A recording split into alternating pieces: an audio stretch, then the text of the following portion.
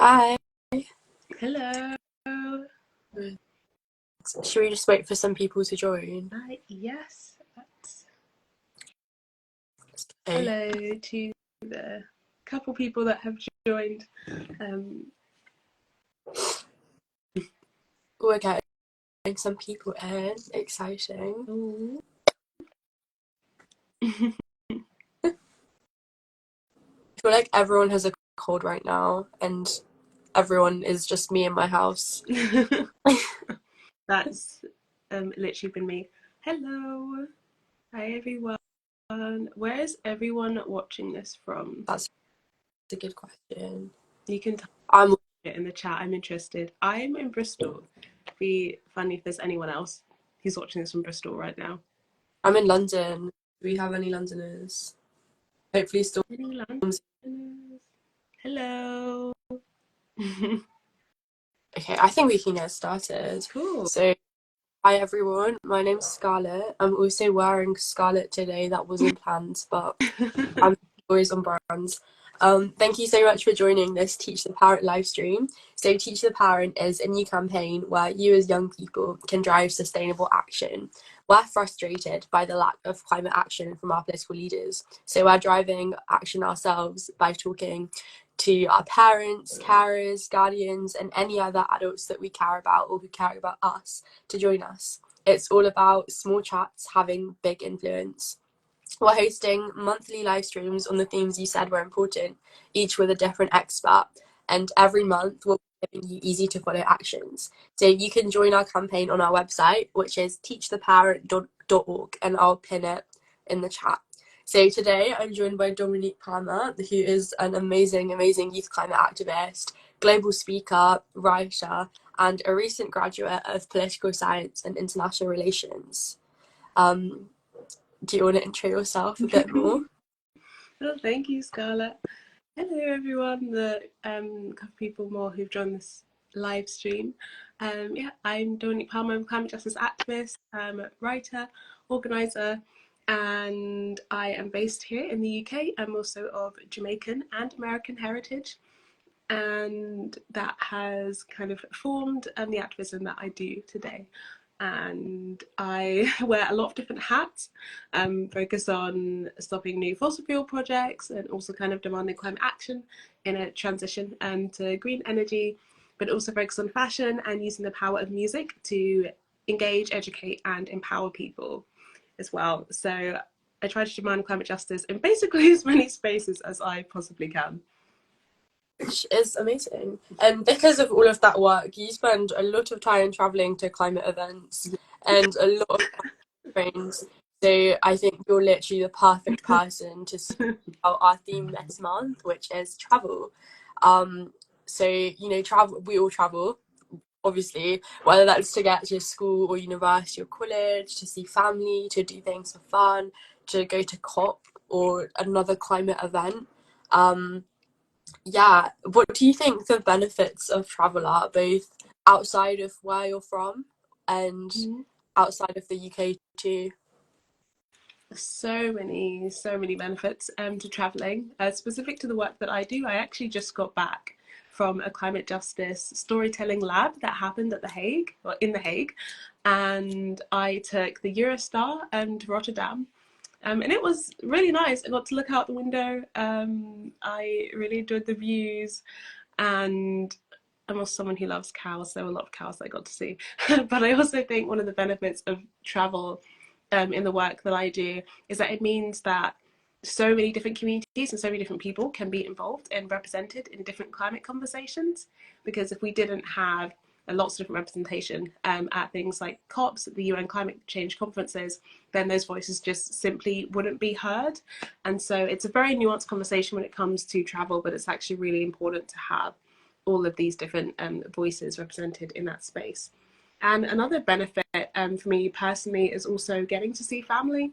Like when I travel back to Jamaica, it is something that can seem quite conflicting as a climate activist to kind of travel a long distance. But I think a lot about a sustainable way of traveling, kind of slow traveling, and how I can kind of balance that out with the work that I do. Yeah, for sure. And I think there's such a big difference between, being a celebrity, taking a private jet 5 minutes, and just in general taking flights that are unavoidable. Like, I think it's around 50% of the flights taken in the UK are domestic flights. So where it's super easy to have just jumped on a train or even to drive and to have had such a smaller carbon impact. Yeah, I think there's such a big difference between that and then flying like a couple of times to see family where it's unavoidable because you can't like swim to Jamaica from, but you could probably swim to Birmingham from London via the Yeah, canals. you could. Take a train. No, definitely. Like it is kind of crazy how much how many flights are taken in the UK that are domestic, and I think it's just like there are a lot of flights from kind of like London to Glasgow or like Manchester, and it's like the kind of future that we need for to like reduce emissions, but also for the sustainable future that we want to see, we do need to be switching to trains. And I think part of that is also trains being accessible and affordable for people, which is a whole other conversation. But it's really, really important that we don't go down a path of domestic flights being normalised in this kind of future we want to create. Yeah. How do you think that we can balance these benefits of travel with the feelings of anxiety about the impact? We hear so much about like our individual carbon use, and we know the carbon footprint was invented by BP, British Petroleum, to try and offset blame from fossil fuel conglomerates onto us. But we still absorb those narratives and absorb that guilt. How do you deal with that? That's such a good question. It's so important to remember that although like individual actions are also important, and I really encourage people to do their best what they can when it comes to travel, which I'll talk a bit about in a moment, but also that the whole system does need to change. And I think when we feel a lot of guilt about some of the actions that we take, instead of kind of looking at ourselves and being like, why am I a hypocrite, or why is this activist such a hypocrite? It's more like, why do we exist in a system that has forced us well, we don't have another option, essentially. And I think that's really important. And when I think about how we balance out these feelings, for example, if I'm going to a COP, I think about what is the importance, what's the impact of the action that I'm going to take there, and looking at the future and looking at the policy that I'm impacting, and then how does this balance out the travel that I'm taking. And also when we're kind of going to places, particularly if you live in the UK as well, and we're going to places like Europe, I really love to take the train there instead and do a bit more slow travel. So whether that means making stops at certain places, or sleeper trains, or like the Eurostar, or even coaches, there are so many different options.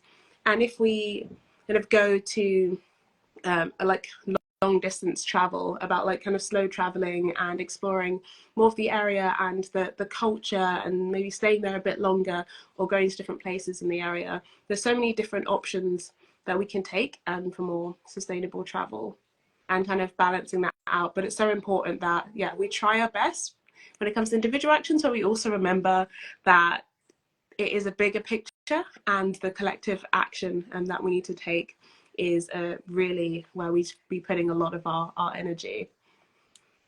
I really like what you said about options, because I guess every person will have different options depending on where they're from, what their class is, like what their like just saying different things in general, like integrity of that public transport system. I think that's a really good point, and like nicely leads into my next sort of question, which is thinking about our daily commutes and how we can make the most sustainable choices there. For example, if you need an adapted vehicle, you can't just like cycle to wherever you want to. You're not able to, you're not able to cycle. So that's not always an option. But for some people, that's a great option. Do you think on that, like how can we make the least climate impactful decisions? Yeah, definitely. I think people also need to take whatever's most accessible to them, like you mentioned, like adapted vehicles. But if you do have the option of like cycling, for example, it's something that I recently got into, and it can actually be quite enjoyable, especially going through naturey spots. And I think it's kind of thinking about the different options. Like instead of taking like a drive, maybe like 15 minutes away, it's like maybe cycling or maybe taking a walk, and maybe you can kind of make that into something like taking a walk and kind of like noticing like the birds and the trees on your way to work, on your way to the store or whatnot. I think there's a lot of different options, and also trying to take things slower, I think really helps. There's cycling, walking, carpooling, public transport, which is probably the biggest sustainable option that a lot of people can take that's accessible for most people. I like that you mentioned carpooling, and this isn't something that I particularly thought about before, but like the carbon impact of just one person driving compared to the car being full is, so different, and sometimes can even be in other forms of transport. Yeah. Carpool to school, so clearly I was ahead of the class from an early age. I took a skateboard to school a few times. Good, that's so cool. You were, I was ahead of the game. But yeah, yeah, carpooling's also an option, and I think especially here in the UK, I do love that we have very walkable cities in areas as well. apart from Birmingham. I'm not joking. That said, Birmingham is the least walkable city in the world outside of North America. Which is so wild. And I think that's also part of the conversation. It's like making sure that we have walkable cities, and that goes on to like further action and talking to those like decision makers and whatnot. So I think trying the best that we possibly can, especially if we do live in walkable cities that are not Birmingham. Yeah. I saw someone comment, I live in quite a rural city, but need to build confidence cycling because of some high speed country roads.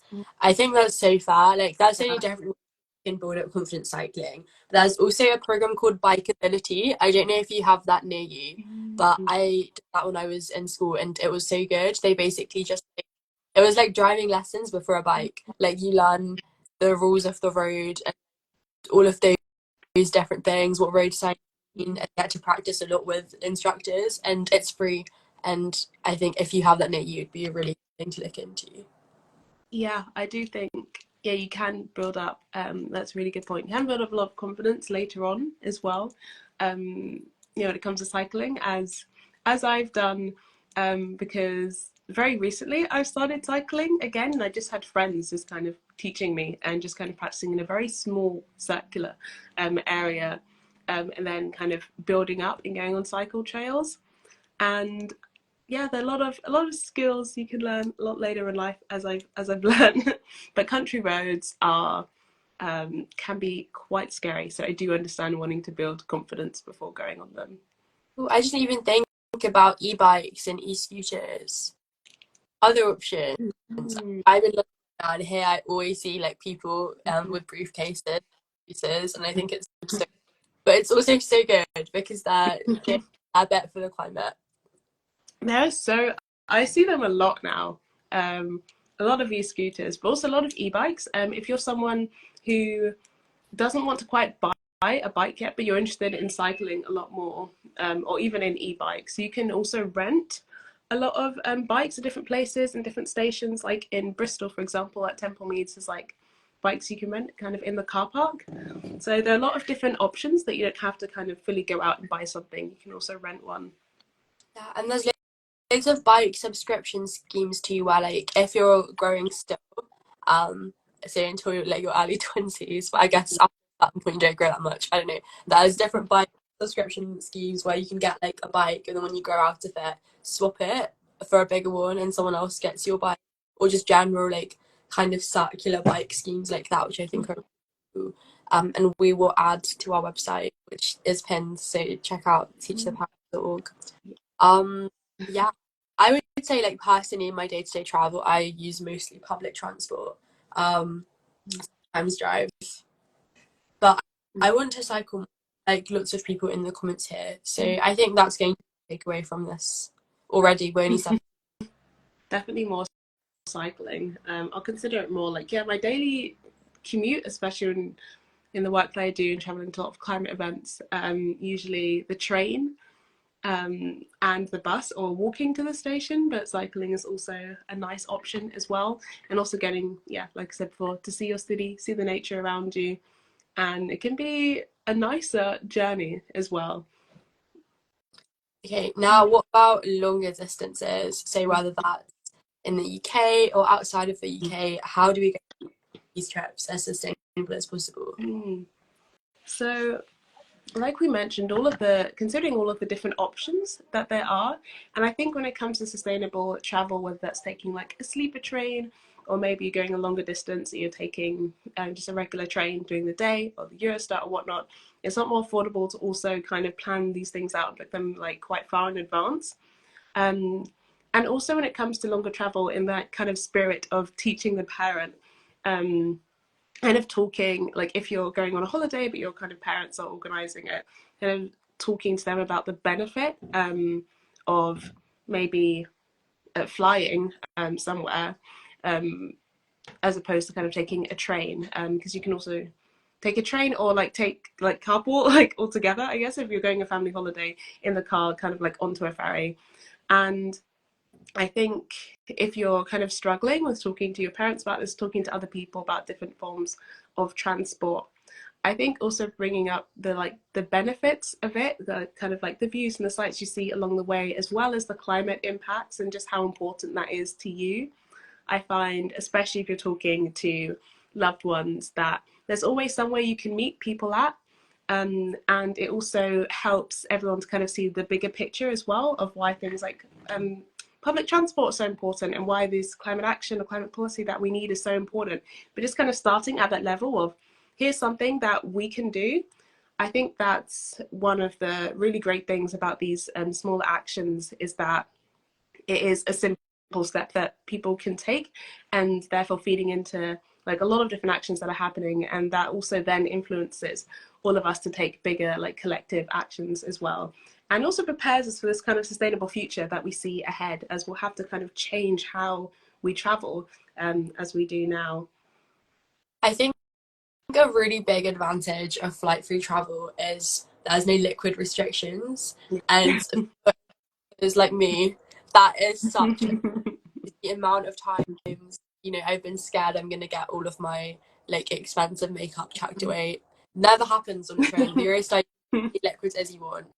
You can also bring stuff back. Like, I'm Yeah. obsessed with butter right now. This is how you can tell I'm getting old. And you can bring back if you go on the Eurostar. You cannot if you fly to Paris. So So true. they're great. But also, your favorite food here that's abroad and with a train, or even within the UK, don't take flights because you won't have. All the skincare girlies like me, it is a struggle if you if you are flying, which is another benefit of taking the train or taking coaches. There's also this, I was just reminded of it, there's this show that probably a lot of people know about on BBC at the moment called Race Across the World, that I absolutely love. And I think taking the concept of that, not quite 2 months, but maybe if you're going like a longer distance and you do have to fly, taking the concept of that and doing like slower travel, or maybe can you get around within the country or to like neighboring countries through many different means of travel, and it can actually provide like a really enriching experience as well. You also don't have to worry about your bag being overweight because there's no weight restrictions. I think the Eurostar, it's like two big suitcases and one piece of hand luggage, and they say like, how your suitcase should be, but not how. So you never have to be embarrassing on the floor, reorganizing your stuff, and then still paying like £80. So many benefits. I feel like this is coming from a specific experience, Scarlett. So this has Maybe. made quite an impact on you. Yeah, I actually no, I've been never throw away sun cream, which honestly was so rude because I burnt the next day. But I have many times had to repack everything, flew off an airport frantically. And I've had to do that whenever I've travelled via train. I think I really like what you're saying about slow travel. Um I have taken so many night buses in my life to get from one place another, and whilst sometimes they are the most cursed experience in the world, they make for really good stories.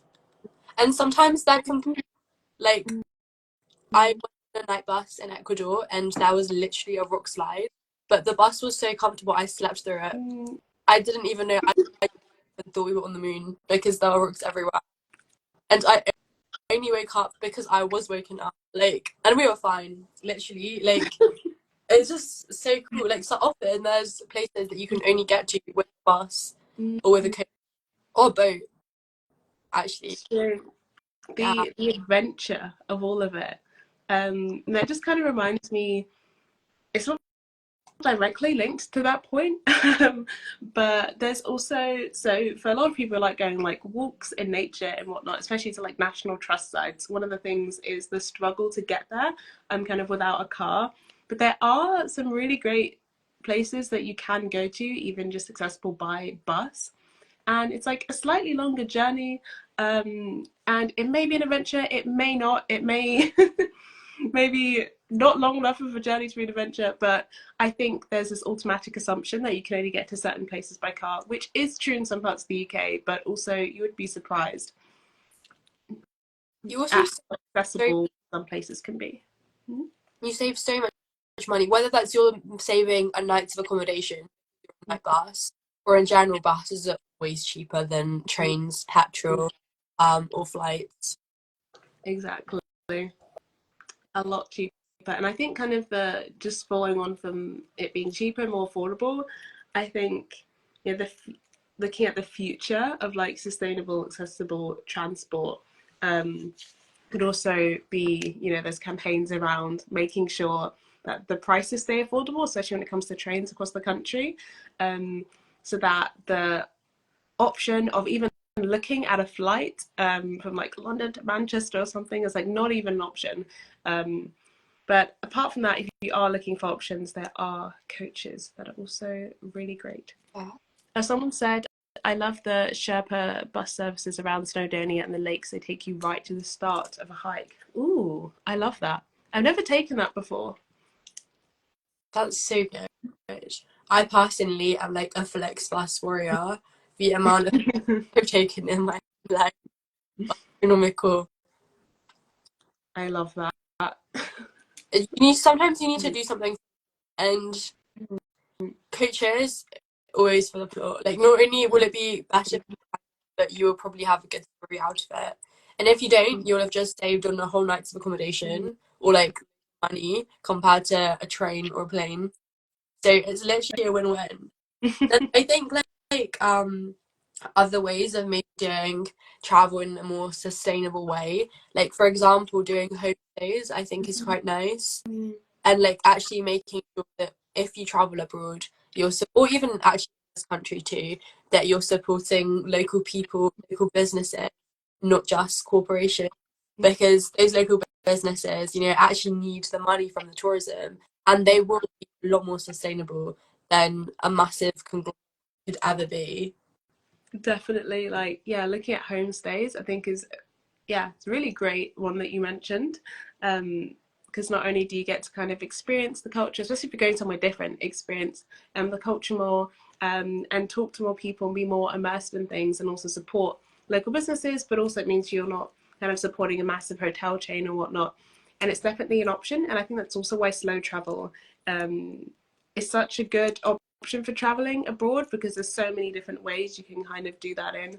So whether that's through, yeah, a homestay or going to like less touristy areas as well, and traveling around that region kind of slowly, whether that's through trains or buses. I have a lot of like fond memories from doing that. What's your favorite travel movie? Oh, my favorite travel memory. Okay, so I have two. One that I really actually enjoyed, and one that was like really unhinged, but it's a good story. The first one is when I went to Japan, and I was just kind of traveling around the country through bullet trains, and absolutely love like the train system there. and how accessible getting to so many different places is. Like, we definitely need more of that, and how quick it is to get to like all across the country. And I was sitting on one side of the train on my way from Tokyo to Kyoto. Just looked outside and saw Mount Fuji, which was really beautiful, and saw a lot of different sights kind of going down south that I wouldn't have seen if I had chosen to fly instead. Another memory that I have was actually taking a coach for 30 hours to COP25. So that's the UN Climate Change Conference in 2019. And it was originally supposed to be in Chile, and it moved to Madrid. And so I took a Flixbus, I think, from London all the way to Madrid. And it was an experience. In the future, for me, I think for anyone who's looking to do similar travel, I would take a stop in between. Yeah, it was really an experience. I think that's really good. I have learned from lots of like train travel in Europe that there's a limit on how much I can do, like travel in one day, especially if you're disabled.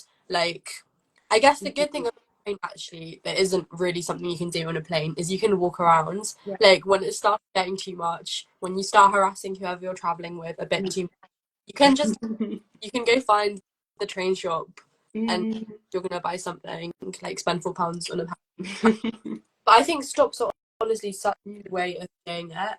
Like, trying to think of an example quickly now. Yeah, so for example, when I went to the Balkans, I stopped in Sofia in Bulgaria on the way there just to break up travel a bit. And I would never have done that if I'd flown because I'd have just gone to the end destination. But that way I got to see like a whole new country, a whole new city. And really exciting and really fun. And I think those little stops are often like so lovely. They break up your day. I'd highly recommend stops. And that's kind of how I see it's the future of travel, as if we are to stay at 1.5 degrees kind of global temperatures and below, globally we have to reduce the amount of flights that we take, but it's actually a smaller percentage than we think. I'm trying to remember the percentage of people who actually take flights in the world. It's actually quite small. But that will be the future, slower travel, and it can be very joyful as well, and a lot of fun. And in the thinking about the future as well, sustainable travel, like I mentioned, I think one of the reasons that these trains and these coaches and whatnot, oh wait, someone said Sofia is a lovely city as well. Oh, I haven't heard of that. That's a nice name. One of the reasons that these options of coaches and cycling and trains and carpooling and whatnot are really great, sorry, without carpooling, are really great, is also because the different, like the positive and negatives of like electric vehicles, for example, and that all of our kind of travel missions in the future, we can't rely purely on electric vehicles, as you do have the ethical issues with how it's like being extracted, especially from communities that live there, how the batteries are being extracted, and how that's affecting like the land and people as well.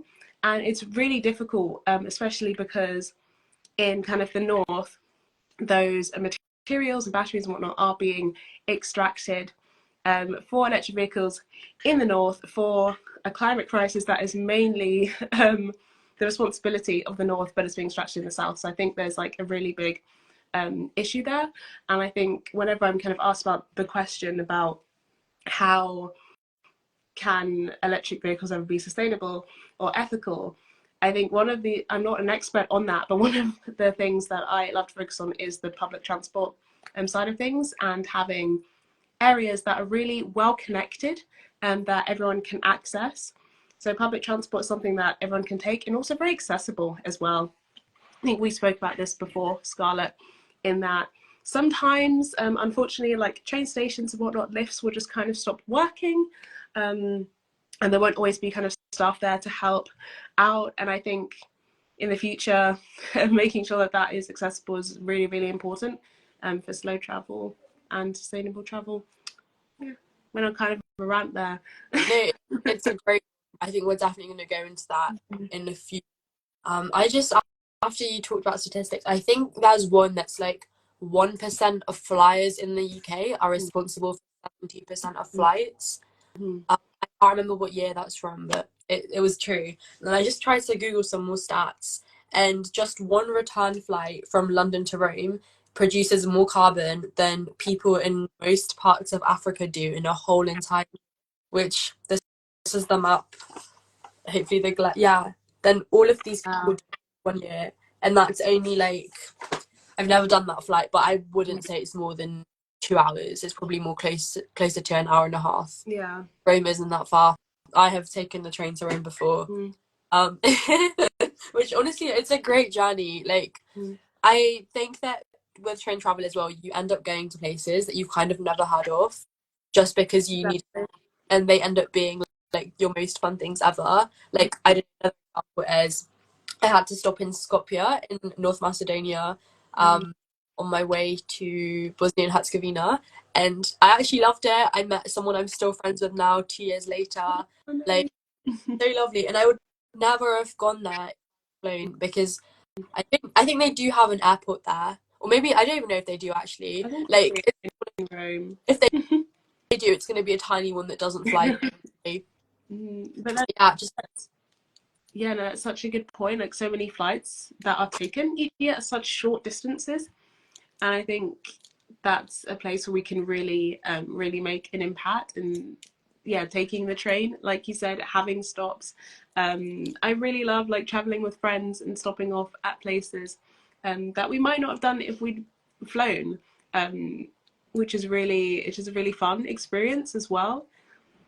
And also, I think the other one you mentioned was it in the UK, only 1%, that 1% of flyers represent for 90%. Yeah. So I think it's also important to remember that we need to kind of try our best or take the sustainable option where we can, but also that to kind of not feel so incredibly guilty if you need to visit family abroad or whatnot, especially because majority of flights are taken by kind of frequent flyers and business flights, and then of course private jets.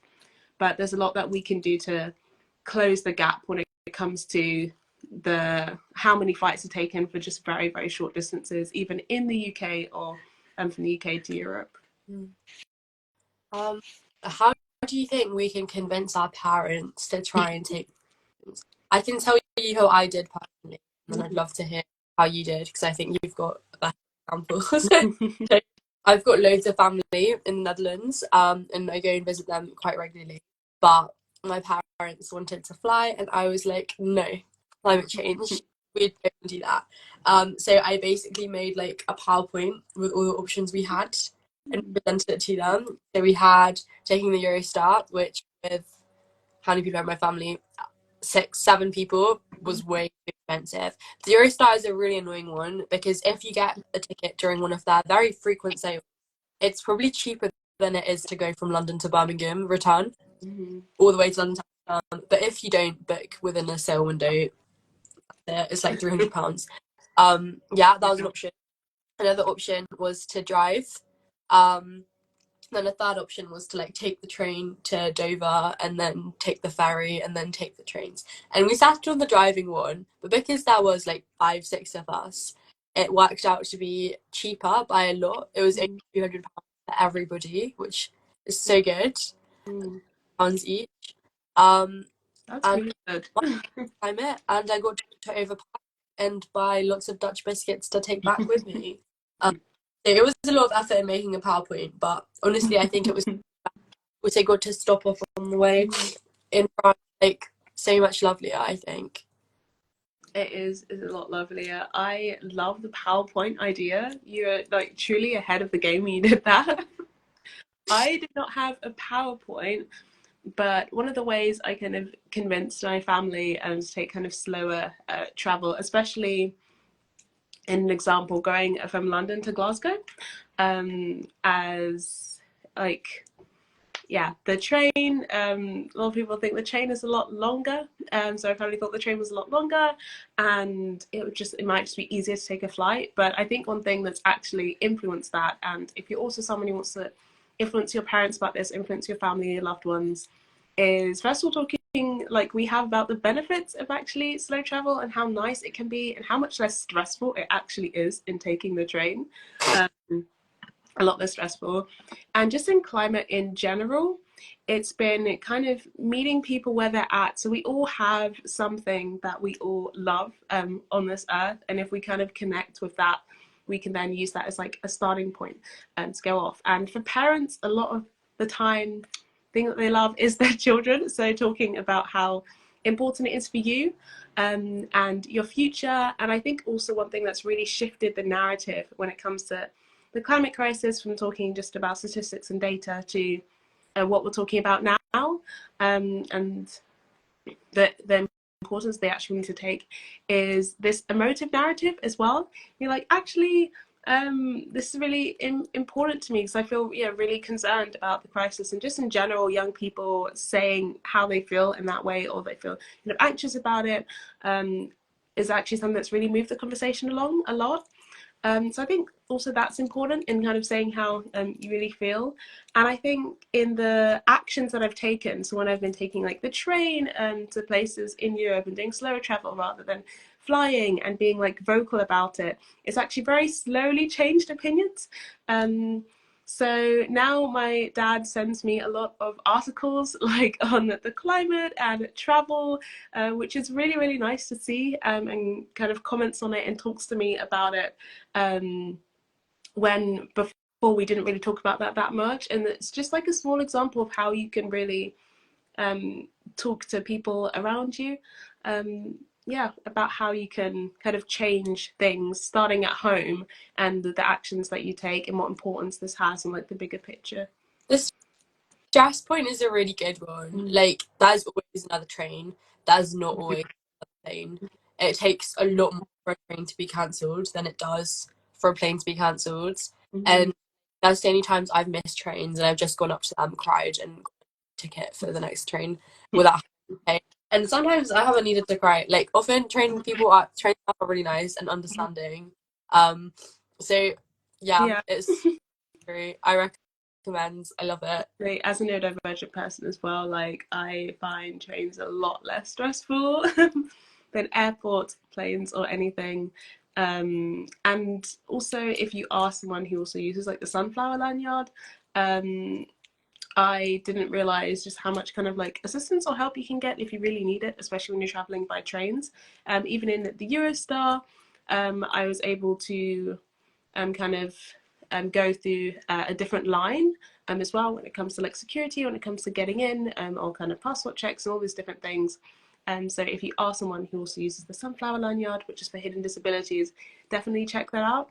I, for one, just didn't realize just how much support I could get when traveling by train. Yeah, and it also like is so much better, I think, if you have mobility or difficulties with mobility, because you don't have to ever use those like terrifying lifts that they do at airports. So like if you're using a wheelchair or like can't walk upstairs, you have to go on this like just metal like hovering platform that lifts up. They're terrifying. But you don't have to do that with the train, because they can just whack up ramp. And some I'm back. Sometimes the platform step through anyway, which is so good. And you can always easily like skip the queue in an airport. If you need assistance, you need to book it far in advance, and you need to like, harass them and call them and remind them. With a train, you can literally just show up. If you give them advance notice, that's nice. But like, even if you don't, you'll probably be fine. There's obviously loads of gaps and problems still with the system and how like people can interact with using trains and public transport, but I would say it's a far better experience than with planes. Definitely would agree. Yeah. And then even just like traveling within, I have never been on a family holiday to this day. As someone who's like very working class, that was never really have visited family, which I think that counts, maybe. Yeah. Counts. That's what I'm counting it anyway. Thank you, because yeah, my was spent in Birmingham, and Birmingham is not exactly exotic. But Yeah, like even in Birmingham now, we have so many more options for public transport that we didn't have when I'm only 19. I know I've been speaking throughout this as if I'm like 50. I'm not, I promise. Um, You but have a now, lot like, of experience. yeah, we have so before, if you want to take the bus, you had to buy like four separate tickets because we had four separate bus providers who didn't accept other companies' tickets. So it would cost you £11 to take like a 20-minute journey sometimes. But now they all have one ticket, which is great. So you can just use the bus. We also now have trams in Birmingham, which is exciting. Love trams. That's so I I love a tram. um, it's good that they're now in Birmingham. It's good to see them like popping up more around the UK. When I was just in The Hague and Rotterdam, the tram system is so good. Love it. I just took trams around absolutely everywhere. I love trams. so They're great. so jealous of the trams. And in Manchester, actually, they're ahead of the game. Oh, it's Manchester just has a great tram network. it's also good to see how public transport is improving in different parts in the UK, like more trams, more connections, um, more places that you can get to that are accessible by public transport. Especially when we're talking, like you said, when we're talking about holidays, and maybe going to like different national trust sites or different nature sites or going to like the beach, and kind of traveling around the UK. There's so many different options now, which I think is really great. And I didn't really know about this when I was younger. I was someone who did holidays, a similar kind of background, so didn't really travel abroad until like much later when I went to visit family in Jamaica. But aside from that, kind of, especially if you're living like in a city, you don't go many holidays, you don't kind of know about the amazing places that you can see just like around the UK that are actually accessible by public transport. So I would really recommend checking some of them out. I'm currently in the southwest, and so I've had a real joy finding different places I can get to, whether that's kind of in Wales, which isn't too far because I'm in Bristol, in kind of Devon, and also we're a bit closer to Cornwall than I was when I lived in London. So nice. Yeah, and then also like on the topic of ride shares, I've just remembered there's an app called Blah Blah Car, um, Mm-hmm. where if you need to go, I don't know, like Bristol to the Cotswolds. I don't know that at all. But like, you can just search on that app, and then you can see if someone's driving there anyway, and then you pay them like literally just petrol, and get to go. It's also better for the environment, which I think is great. I I love hadn't heard of that one, but that sounds like a very good option. that. Something else I forgot about is cable cars. Oh, Cable what's car, it? cable Okay, cars. car. That's basically like a ride, like a roller coaster. It's like a free fun for ride, but you can get somewhere. Um, I Yeah, mainly, I think the last time I took a cable car was actually in London, in Greenwich. yeah. That was a good time. There's so many different options of transport in the future. I want to see less flights, more cable cars. I Me too. I love a cable car. I would say I've actually spent some of my summers, not all of the summer, but like days in the summers just going to cable cars in London. That's so fun. And another fun thing I think is funiculars. You know, the trains that just go like up. Don't Oh, really I have didn't them. know what they're called. Someone correct me, please. I've never seen one here, but in lots of countries in Europe they have them, and that's so fun. Also, just a roller coaster, but it's only like £1 and it's serving a purpose. We need more of those here as well, Yeah, for sure. making And travel more fun.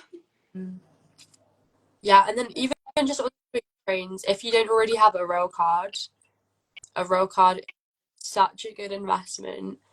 I think you make your money back probably in like two train trips. So if you're taking more than two trains a year, get a rail card.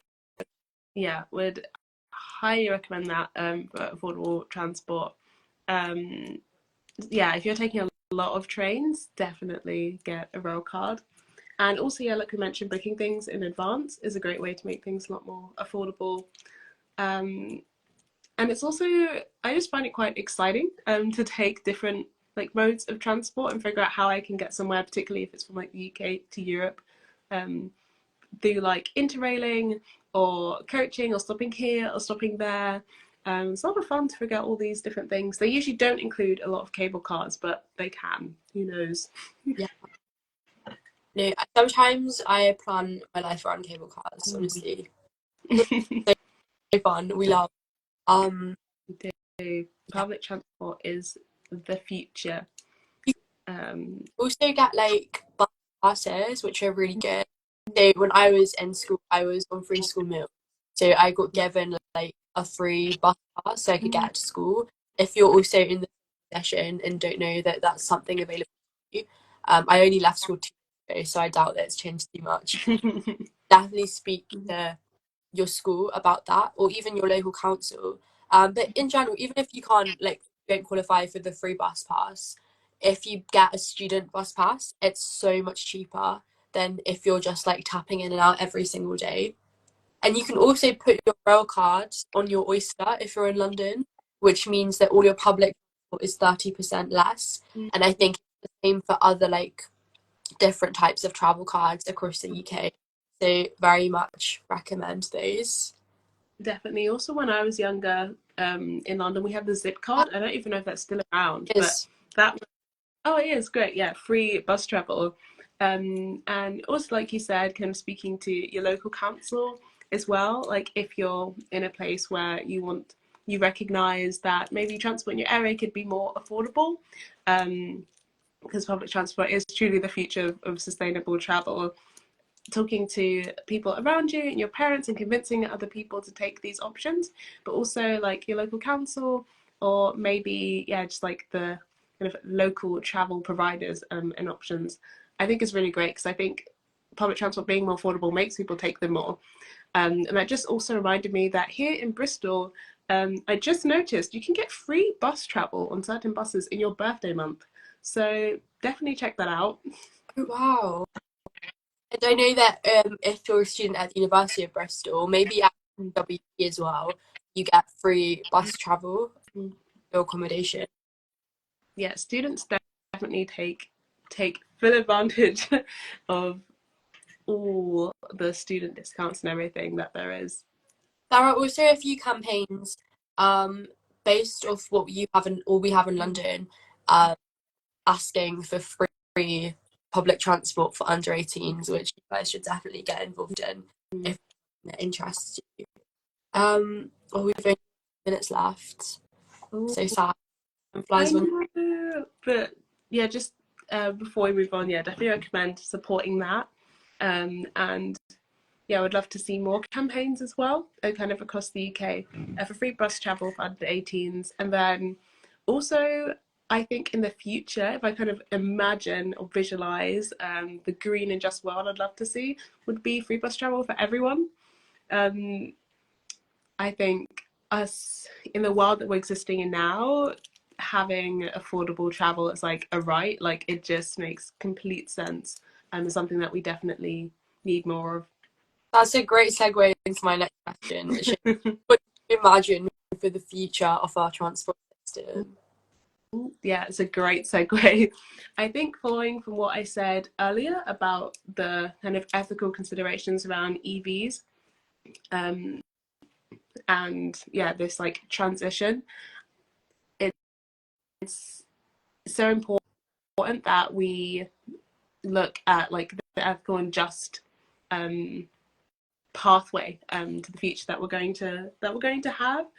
So when I envision it, I think kind of less about EVs, even though that they are part of the future, but there's a whole conversation about the extraction, which is very unethical in the most marginalized places in the global south for like global north transport, etc.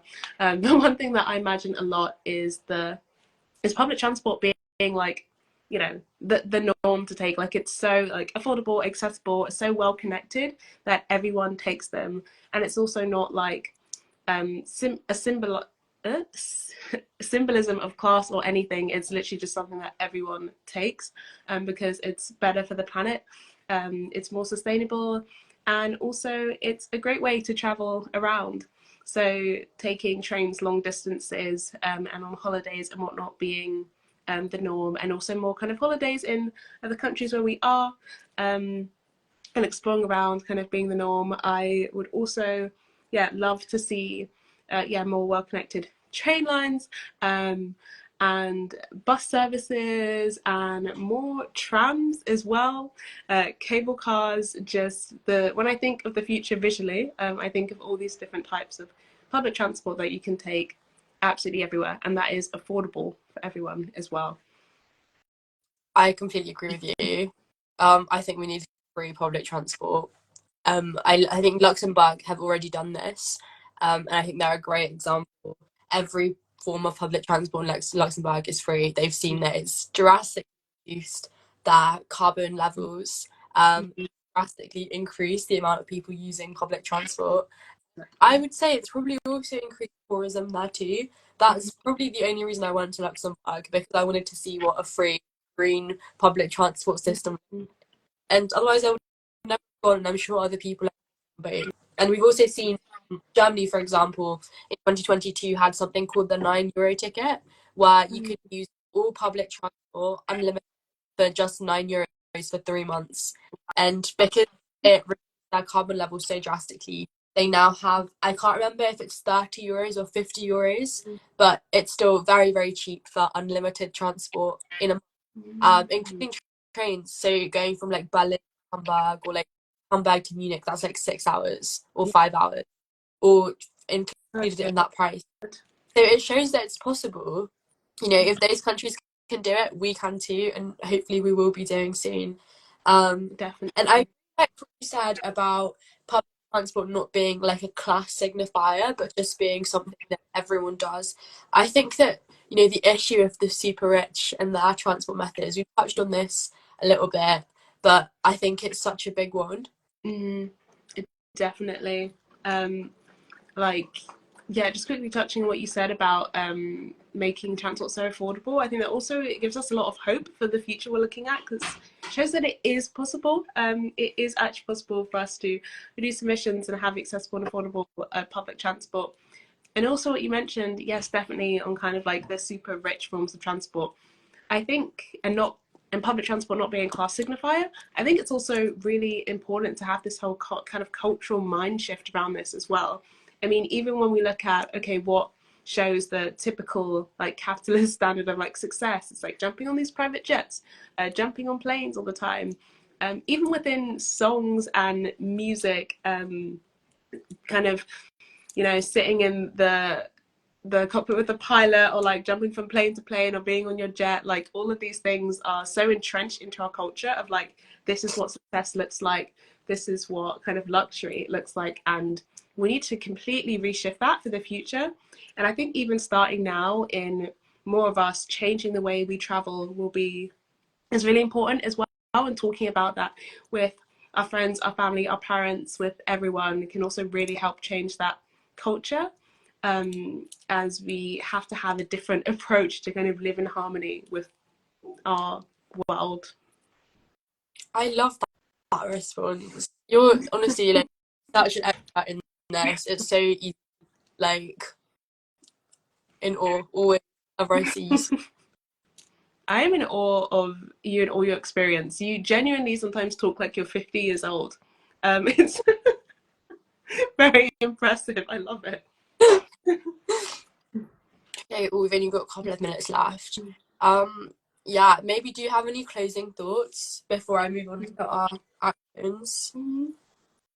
I think, closing thoughts is, it is important, like I mentioned, for kind of the cultural shift to take actions that we can at home, especially when it comes to transport, as well, and choosing the more sustainable option, and also remembering kind of the bigger picture, as well, and that it's not like the world doesn't rest on your shoulders. It's not all your fault. We know that even the concept of the carbon footprint was created by BP, that we can do our best individually and also collectively as well to change those systems as well, and yeah, make sure that public transport is affordable and accessible for everyone in the future. But there's also a lot, there's a lot we can do, even within our own circles, and there is hope, and it is possible, is the very, very important thing to remember. Yeah.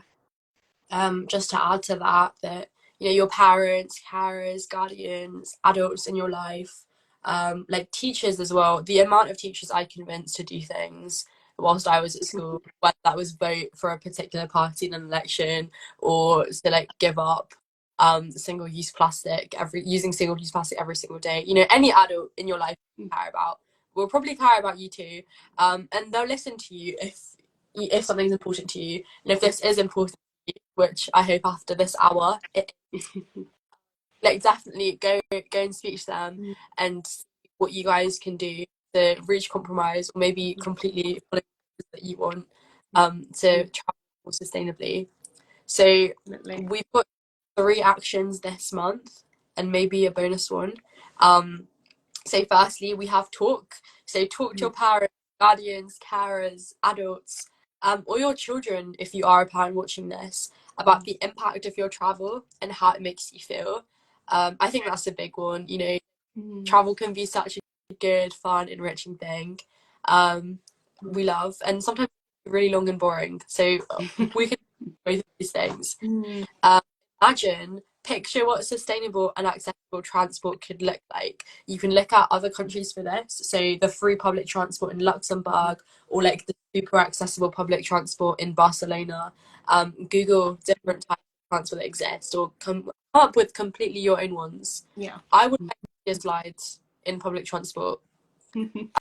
I would like to see that. And then so plan a journey with your family that uses a more environmentally friendly form of transport.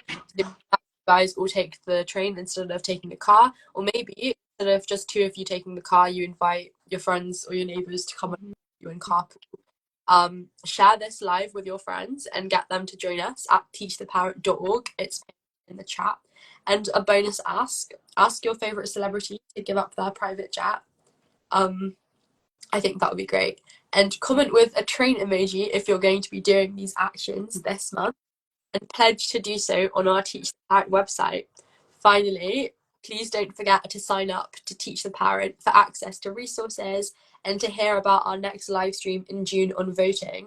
And if there are any, if you have any questions about train travel or public transport or literally anything, feel free to drop a comment or DM us here.